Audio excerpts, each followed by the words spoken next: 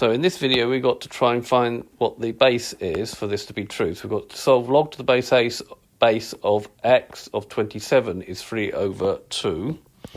So if we write that out, now the basic rule of logarithm says this, that log to the base a of b is equal to c. It means that a to the c is equal to b. Normally you learn it as a to the c is equal to b implies that log base a of b is equal to c. So a is x, b is 27, and c is 3 over 2. So we've got a, so a is x, so it'll be x to the power of c, which is 3 over 2, is equal to b, which is 27. So all we've done is we applied that rule to this.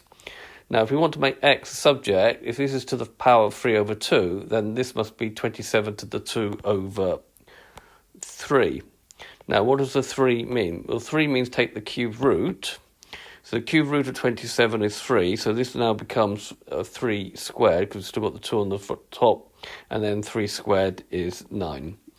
Okay, so it's been using the basic rule of logarithms to find the base of a logarithm. I hope you've understood, and I thank you very much for watching.